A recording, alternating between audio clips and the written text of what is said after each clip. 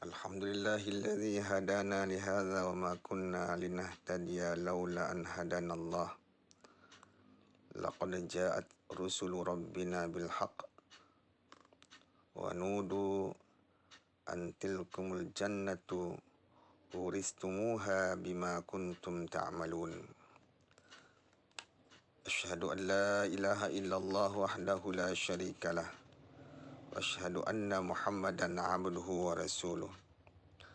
Allahumma salli wa sallim ala Muhammad wa ala alihi wa ashabihi wa man tabi'ahum bi ihsanin ila yaumiddin. Faya ayyuhal hadirun ittaqullaha haqqa tuqatih wa la tamutunna illa wa antum muslimun.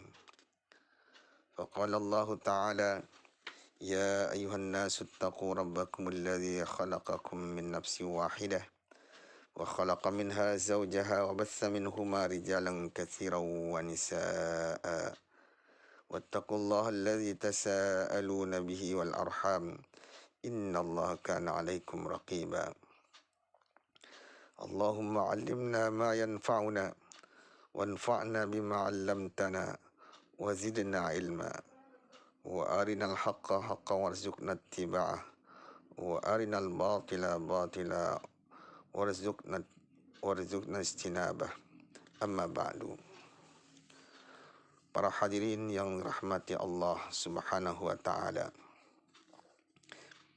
kita telah memasuki bulan pertama dalam kalender Hijriah yang menandai bertambahnya bilangan tahun, yaitu bulan Muharram, bulan yang agung, bulan yang Allah Azza wa Jalla haramkan dan termasuk bulan-bulan haram.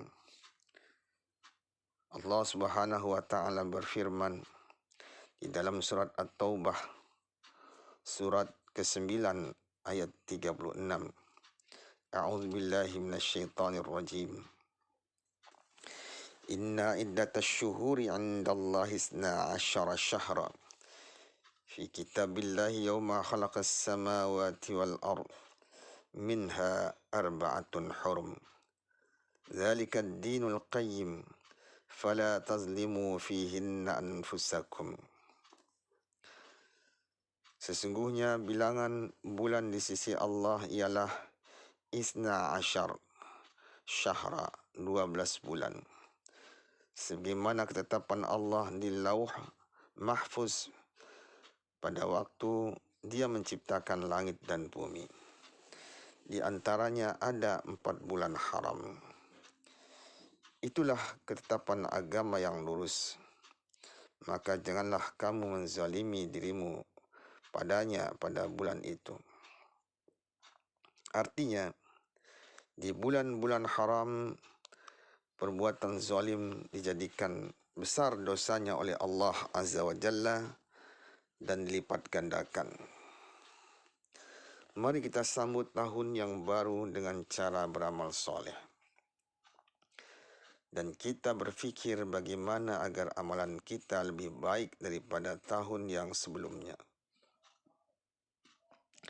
Jangan sampai tahun ini sama atau bahkan lebih buruk daripada tahun sebelumnya. Setiap kita berusaha dan bertekad bagaimana caranya supaya tahun ini lebih baik. Al-Imam Ibnul Qayyim rahimahullah mengatakan bahwa waktu manusia itu ada 3. Pertama, waktu yang telah berlalu. Yang kedua, waktu yang akan datang. Ketiga, waktu yang sedang berjalan. Umat al-Islam, memperbaiki waktu yang telah berlalu itu mudah, yaitu dengan cara kita bertaubat kepada Allah, meminta ampun akan dosa-dosa yang telah kita lakukan pada waktu yang lampau. Memperbaiki waktu yang akan datang pun mudah, kata Ibnul Qayyim, yaitu dengan cara kita bertekad bulat dan mempunyai rencana-rencana yang jitu untuk memperbaiki waktu yang akan datang. Adapun yang paling berat, kata beliau, adalah memperbaiki waktu yang sedang berjalan. Kita boleh berencana dengan 1000 rencana, tetapi saat hari yang direncanakan itu tiba, banyak kendala menghadang. Kendala itu berupa kemalasan, kendala hawa nafsu dan syahwat, sehingga akhirnya rencana yang telah disusun rapi itu pun gagal terlaksana. Mungkin kita tahun depan menargetkan sudah hafal juz amma misalnya. Namun subhanallah, target itu pun meleset karena datang rasa malas. Maka disitulah perjuangan melawan hawa nafsu yang tidak akan pernah berhenti. Nabi SAW bersabda, "Afdalul jihadi an tujahida nafsaka li ta'atillah." Jihad yang paling utama yaitu dengan berjihad melawan dirimu sendiri untuk menaati Allah Azza wa Jalla. Maka itulah setiap kita bertekad bulat bagaimana caranya agar tahun ini lebih baik daripada tahun sebelumnya. Amal soleh saya lebih banyak daripada sebelumnya. Bagaimana saya mempunyai kebiasaan-kebiasaan baik yang belum saya laksanakan.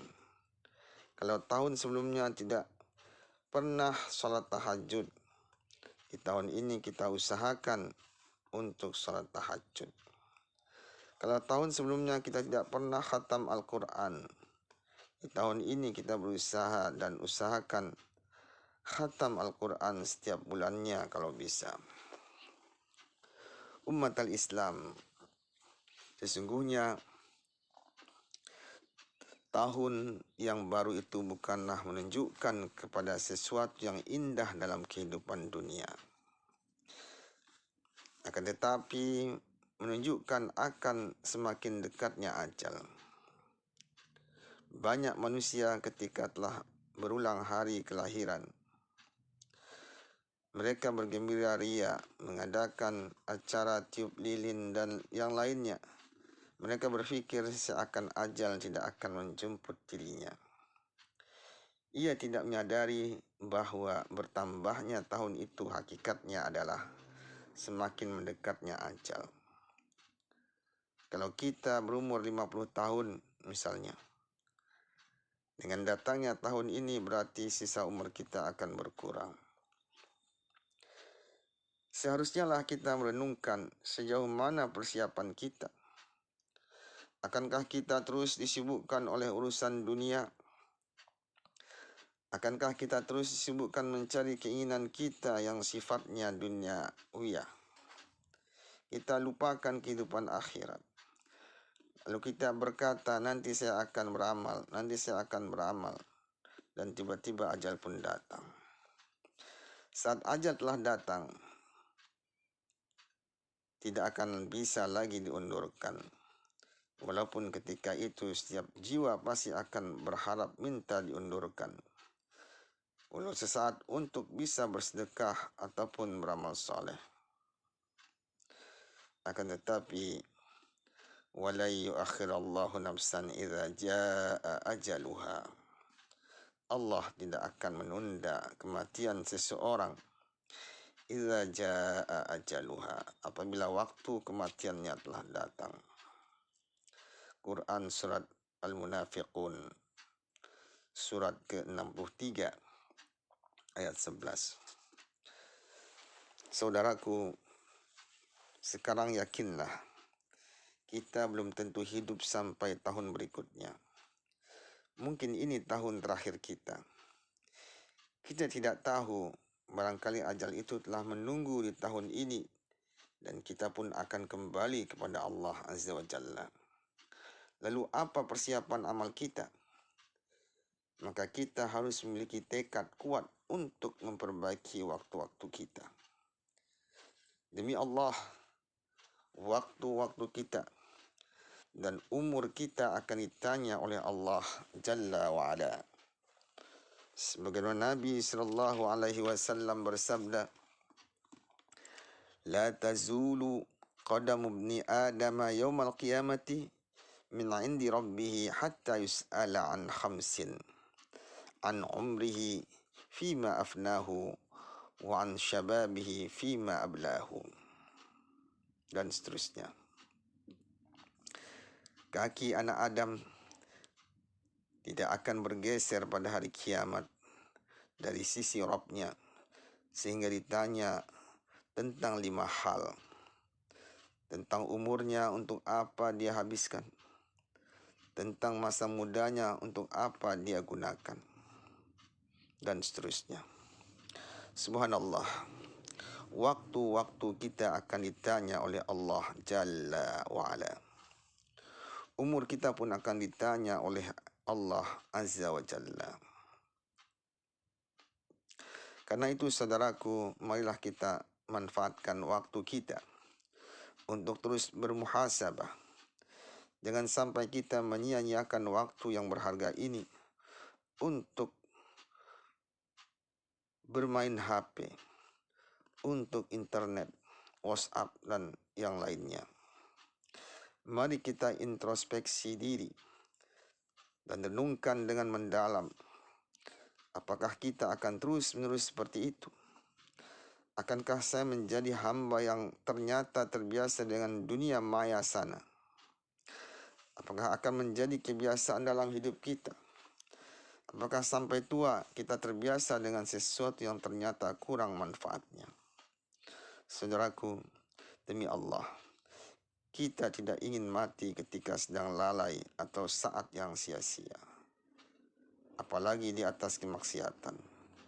Kita ingin mati di atas ketaatan. Maka mulai sekarang kita biasakan beramal. Aqulu qawli hadza wa astaghfirullah li wa lakum.